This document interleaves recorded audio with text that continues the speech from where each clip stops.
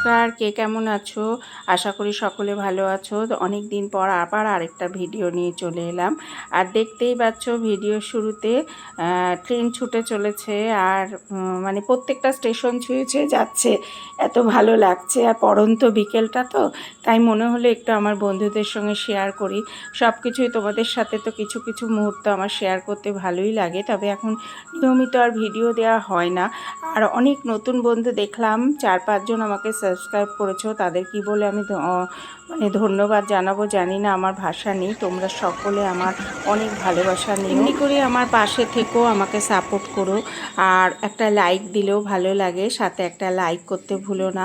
আর comment করো, comment ভালো হোক মন্দ হোক, কমেন্ট করলে আমি কিছুটা নিজেকে মোটিভেট করতে পারি আর ভালো লাগে, নতুন ভিডিও করতে অনুপ্রেরণা পাই। আর তোমাদের সহযোগিতাও তো দরকার, তাই না? আর এদিকে দেখো একটা মেলায় চলে গেছি কৃষ্ণনগরে মেয়ের বায়নার জন্য। আসলে ওর তো কেউ নেই সাথী এখানে, তা আমাকেই যেতে হবে, এটাই তো স্বাভাবিক। আর সত্যি কথা বলতে কি, ও মেলা ঠালা ছেলে মানুষ তো, ওরা একটু ভালোই বাসে। মাছটা কেমন খেয়েছিস রে? হ্যাঁ ওইটাই ভালো হয়েছে, এমনি একটু গন্ধ দেখেছো মা। এখানে বসেছে পারিবারিক আড্ডা, মা 3 প্রজন্ম দেখো, মায়ের মেয়ে, আমি, আমার মেয়ে, আমার মেয়ে 3 জনে মিলে এখানে আড্ডা বসেছে। তাই একটু দিদুনের পেছনেও আমি লাগছি। তা চলেছি চা যাবো এখন চা বানাতে। মেয়ে বেরিয়েছিল দোকানে টুকিটাকি কিনতে, আর আমি গেছিলাম একটুখানি, মা আর আমি গেছিলাম এক জায়গায় দরকারি। আর চলে এলাম চা করতে। আর ভালো লাগে দেখবে মাঝে মাঝে একটু শাড়ি ঠাড়ি পরতে, তাই না? আর আমি এমনি শাড়ি পরতে ভালোবাসি জানো তো, কিন্তু শর্টকাটে হলো চা পাতা, তাই চা পাতাটা ঢেলে ফেলবো। আর আমাদের এই বাড়িতে চাটা বেশি লাগে, আমার ভাইয়ের খুব চায়ের নেশা তো, তাই। আর এদিকে মেয়ে কি বলছে চলো শুনি। 35 টাকা নেই এখানে, এত জিনিস কোথা থেকে নিলি এটা? আমি বলছি 200 টাকার নাইটি, এবার আমি বলছি গেঞ্জি কাপড়। না তুই কোথা থেকে নিলি ওটা? নাইটি 500 টাকা। আমি বলছি না ওটা কোথা থেকে নিলি? এই তো শ্যামলার দোকান।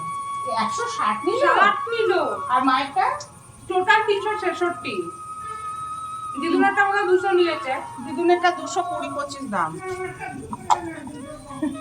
গুরু, আমরাও গেছিলাম গুরু, ওই পাশের বাড়ি।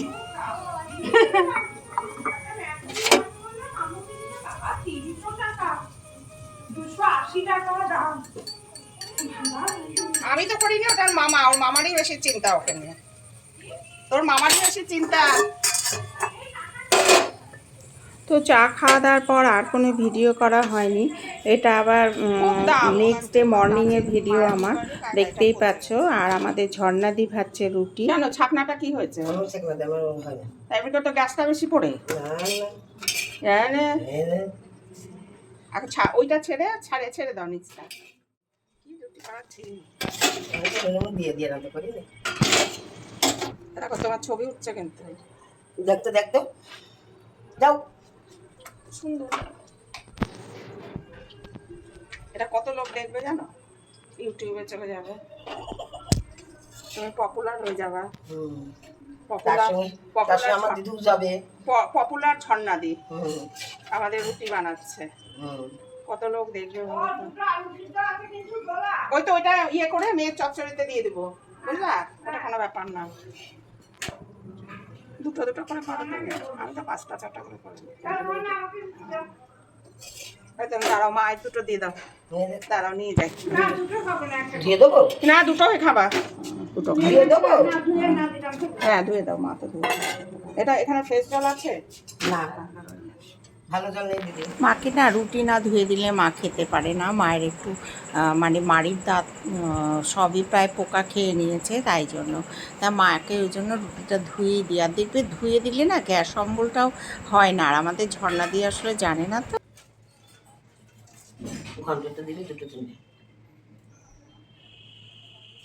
ঝর্ণাদির রুটি করে গিয়ে কাটাকুটি করছে, মায়ের রুটি খাওয়া হয়ে গেল তাই মুখ পরিষ্কার করছে, আর আমি চলে এলাম রুটি আলুর চচ্চড়ি করতে। হ্যাঁ, আসলে ভাই খাবে তা টমেটো আলু আর একটু আলু সেদ্ধ ছিল তাই দিয়ে। আর প্রেশার কুকারে এটা না ভালো লাগে দেখবে খেতে, একটু নাড়াচাড়া করে একটু জল দিয়ে একটু মিষ্টি দিয়ে বেশ ইয়ে করুন, একটু হলুদ দিয়ে, 1 ফোঁটা হলুদ দিয়ে, বেশি দিই না, দিয়ে এটা বেশ আলু দিয়ে খুব ভালো লাগে। এটা আমার মেয়েরও খুব প্রিয়।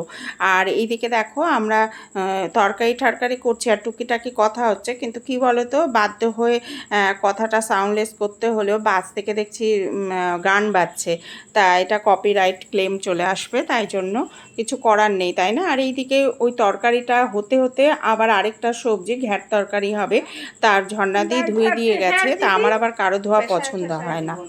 দিলে ভালো হয় না। ঠিক আছে, বাটি করে পিন্টু খাবে তো? হ্যাঁ, পিন্টু আমার মেয়ে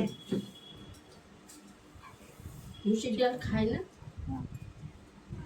ও বাটি করে, বাটি আছে বাটিতে করে, অত ঢং ঢং হবে না গরমের মধ্যে। মেয়ে পিন্টুরও কোনো জ্বালা নেই। তো সারাদিন রান্না বাড়ি সব কিছুই করে এখন কিন্তু সন্ধেবেলা আবার চলে এসেছি। নেক্সট যেদিন সকাল থেকে শুরু করেছি সেদিনের সন্ধে। তা দেখো মা রেডি হয়ে গেছে, মাকে নিয়ে চলেছি ডাক্তারখানায়। মায়ের চেক আপ আছে, 3-4 মাস হয়ে গেছে, রক্ত পরীক্ষা বোন করিয়ে দিয়েছে, তাই ওগুলো সব রিপোর্ট নিয়ে চলো দিদুনকে ধরো, চলো দিদুনটা আমাকে একটু জানান।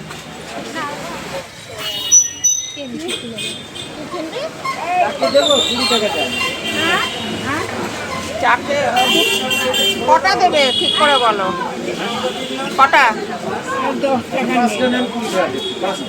না না,